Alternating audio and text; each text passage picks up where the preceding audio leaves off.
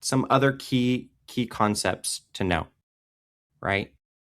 Just like that first example where you see, hey, it's got this upfront negative impact, and then long term it'll ultimately translate to a positive impact. That idea happens when you're scaling. And so this 13-week cash flow is also for hyper growth companies. And that's again our cash flow management, our liquidity management tool. And we're going to say, okay, we're going to increase a lot every month. CRUD, our cash flow is negative, right? So that's one of the biggest challenges to scaling is just managing your cash as you're doing it. Great, your net income's positive. But to get there, you had to load up on inventory, and you have all these other cash outlays, and it'll correct itself over time, but it's a huge limitation to growth. What are some other things that we can do instead? So instead, and I'm going to just put this back at a normal level so that we can see it more easily, okay? Instead, we can play with this. So days inventory on hand.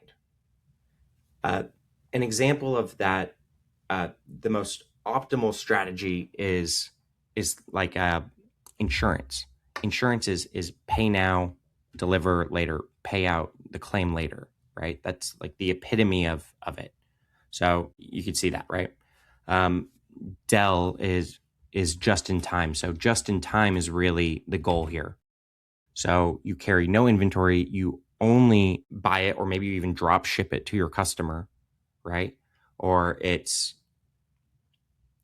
cash payment if you're a service fee for service company, right? Or a healthcare clinic, doctor. And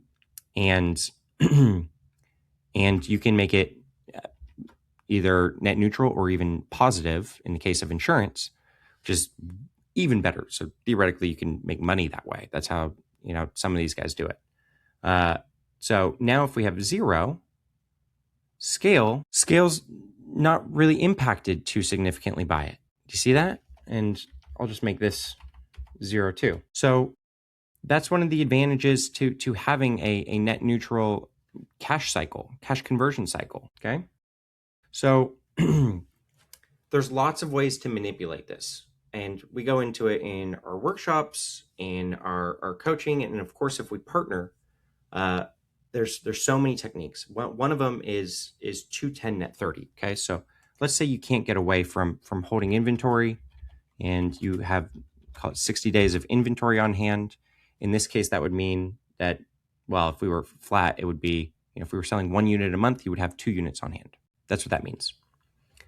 But what you can do is you can implement 210 net 30. So 2% discount for payment in 10 days, or you pay the whole amount in 30. So let's say everyone, which it's not going to happen, but let's just say everyone accepts that.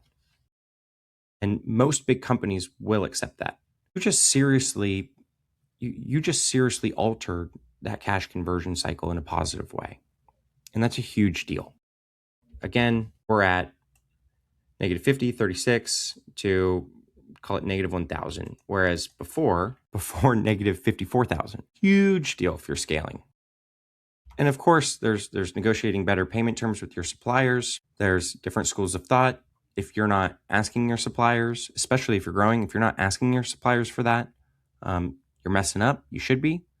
I've heard even as often as, every 2 months, you should be asking them, hey, can I push it back 10 days and just wait for it to break? But, ask not, receive not. And so, of course, that is going to positively impact it as well. And how you can utilize this tool inside of acquisitions, which is an exciting, way to think about it. So yes, it helps you if you're in cash crunch and your company may be averagely performing. Of course, this is going to help you through that. It is even more helpful if you're scaling rapidly.